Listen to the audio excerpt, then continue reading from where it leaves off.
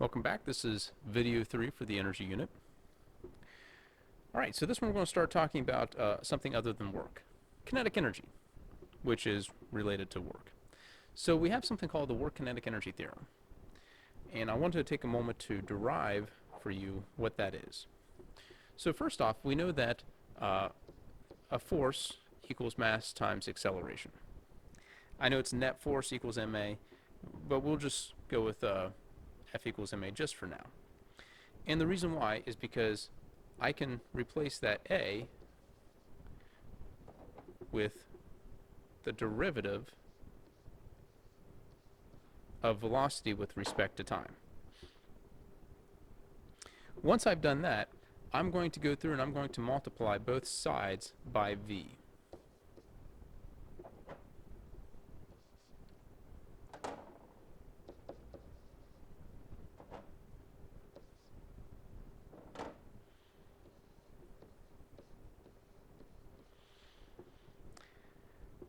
Okay, now I'm going to realize that V is a dx over dt.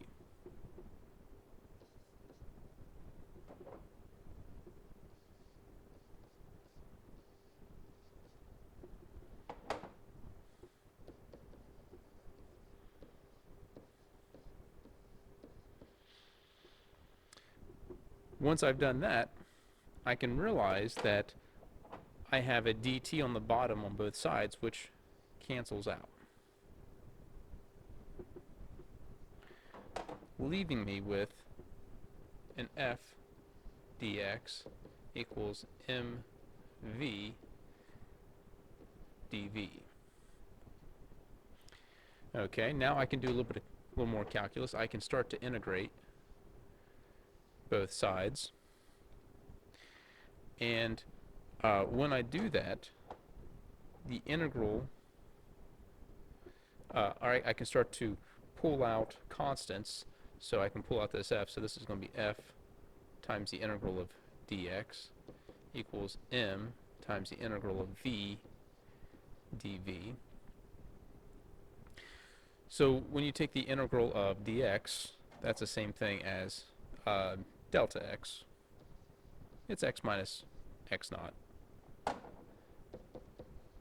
And when you take the integral of v dv,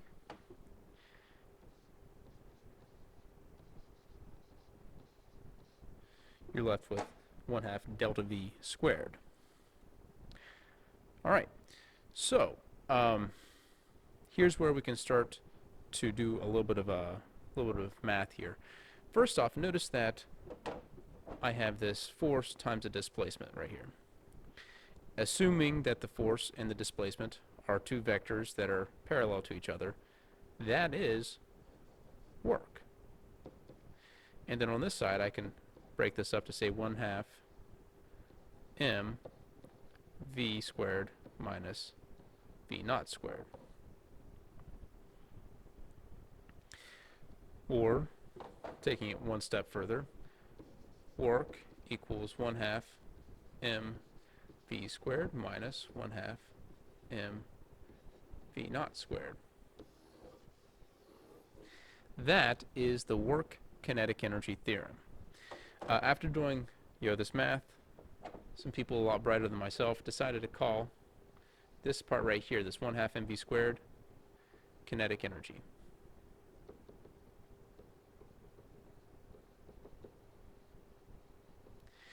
So what we can say is the work kinetic energy theorem means that the work equals the change in kinetic energy for an object.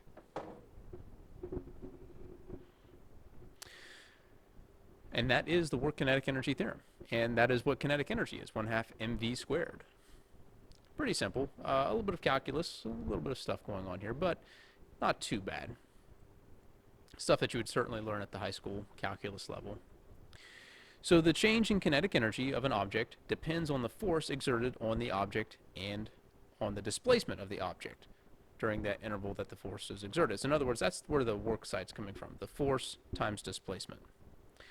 Remember that only the component of the net force that is parallel to the displacement will increase or decrease the kinetic energy. And that, that comes back to the fact that work equals the integral of a force vector dotted with a displacement vector. That dot product means that the force and displacement must be parallel. And whenever you have work, you can have a change in kinetic energy. They go hand in hand. Whenever there's work, there's a change in kinetic energy. Whenever there was a change in kinetic energy, there was work being done on the object. The magnitude of the change in kinetic energy is a product of the displacement and the magnitude of the component of force. So again, this just comes back to the work kinetic energy theorem.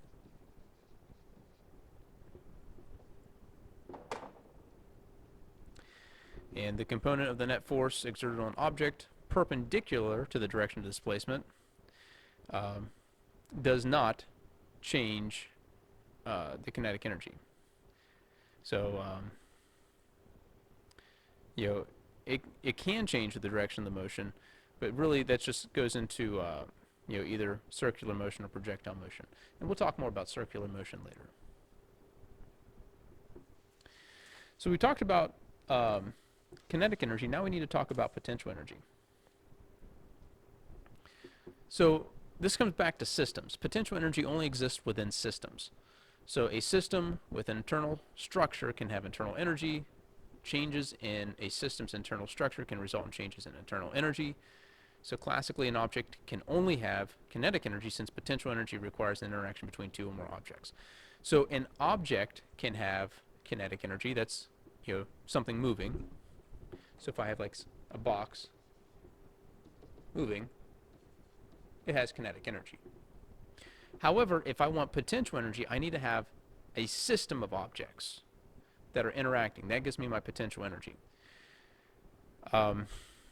So a system with internal structure can have potential energy. Potential energy exists within a system if the objects within that system are interacting with conservative forces. This right here is very, very important. Conservative forces. So going back to a little bit of potential energy is stored energy. So if, let's say I have a spring, and I have some sort of mass on the end of that spring. If I stretch that spring,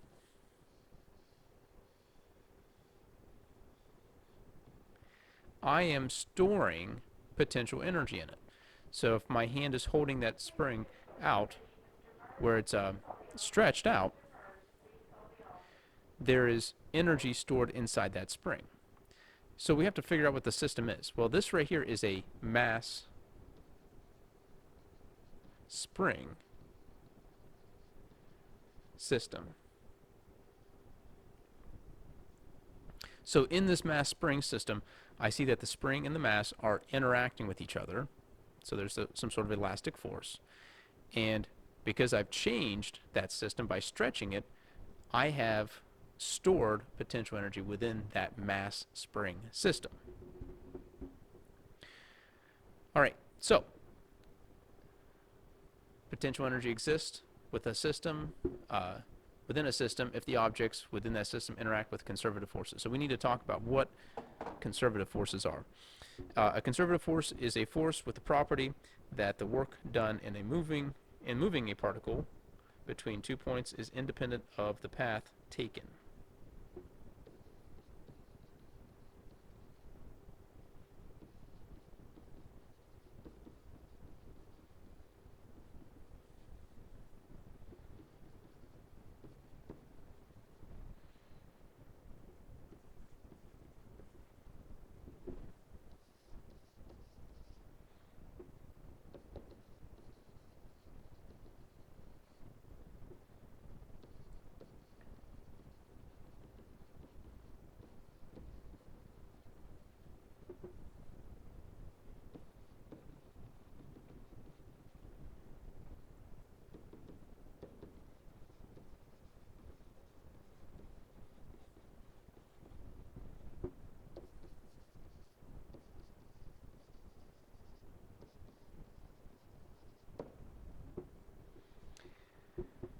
So let's see if we can apply this definition to our mass spring system. Notice that it would not matter if I stretch the spring to the right or if I compress the spring, or if I had some sort of setup where I lifted it up or pulled it down. As long as I still stretch the spring between its 2 points, so between its x, its final position and its initial position, as long as delta x is the same, it doesn't matter if I stretch it at a diagonal, if I pull it down, if I lift it up, if I compress it. As long as that delta x is the same, it doesn't matter. So we see that those elastic forces are conservative forces, because when I do work on this system by stretching or compressing that spring, it's independent of the path, as long as I go between the same displacement, same delta x. The way I remember conservative forces,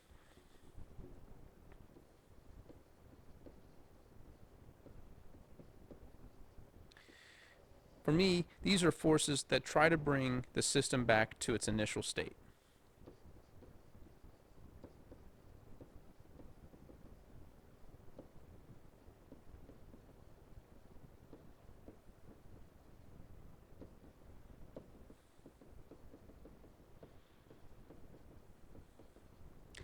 So in the mass spring system, the elastic force is trying to bring that mass back to its equilibrium point, back to its initial state.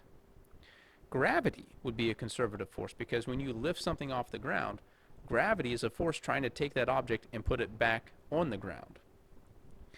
Non-conservative forces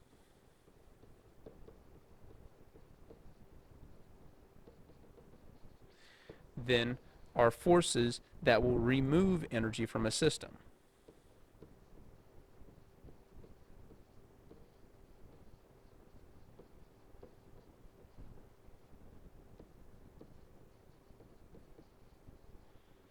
And really, that comes down to friction. Friction usually is the main non-conservative force. All right, so now that we've gotten a better idea of conservative versus non-conservative forces, we can talk about this. So again, work done by a conservative force is independent of the path taken. The work description is used for forces external to the system. Potential energy is used when the forces are internal. They're internally acting between parts of the system. Now, another thing we can take a look at, and this is an important definition, is the change in potential energy. Now, we use a capital U for potential energy. The change in potential energy inside of the system will equal the negative work done in that system. So that's a very important definition that we can use right there. So changes in the internal structure can result in changes in potential energy. And really, as an AP student, all you are responsible for are the mass spring systems and the gravitational systems. So let's take a look at a couple here. And again, these are what you are responsible for, nothing else. So the gravitational potential energy, let's get started with that one first. So work equals the integral of the force vector dotted with the displacement vector. So this one, we're going to consider, bigger things. So let's say we have a planet and we have a satellite. And we wish to take the satellite and move it farther away. Well, to do that, we have to use some work. So in this case, the force, and also notice that the force gets weaker. Remember when we talked about gravity, as you get farther away from a planet, the force becomes weaker, and it's an inverse square law. So the force is proportional to the distance squared, or 1 divided by the distance squared. So when we do that, this work then will equal G m1 m2 over r squared. That is the force. And for my dx, my displacement, I'm going to say it's in the r direction, so that's going to be dr. Okay, now I can go ahead and pull out my constants. So I have G m1, m2. We'll say m1 is like Earth's mass, m2 is the satellite's mass. I'm left with the integral of 1 over r squared dr. And let's say I want to evaluate this from some initial position to some final position. Okay, so one of the things you'll learn in calculus then is that the integral of 1 over r squared dr, or 1 over x squared dx, well, that's equal to 1 over x, or 1 over r. So this work equals g m1 m2 times 1 over delta r, where delta r is the final position minus the initial position. So the work equals capital G m1 m2 over delta r. So that's how much energy is needed to move the satellite from, let's say it was initially here, to right here where its final position is. So then that means, now remember that change in potential energy for a system, so this Earth satellite system, would equal negative work. So my gravitational potential energy, delta U, equals negative G m1 m2 over delta R. And we can think of it being negative because the potential energy is decreasing as you get farther away. Now for elastic potential energy, remember that work equals the integral of the force vector dotted with the displacement vector. Okay, so for elastic things, the force is Hooke's law. So it's negative k x dx.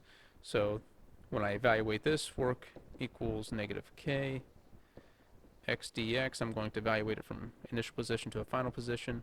So then the work equals negative 1/2 k delta x squared. And that's something we derived earlier in this notes. So the change in potential energy for elastic things will equal 1/2 k delta x squared.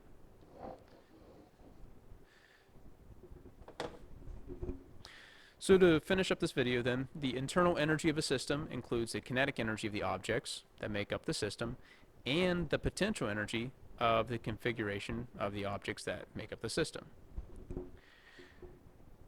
Now, energy is a conserved quantity, so since the energy is constant in a closed system, changes in the system's potential energy can result in changes in the system's kinetic energy. And changes in potential and kinetic energies of a system may be further constrained by the construction of the system. So what that means, a closed system, if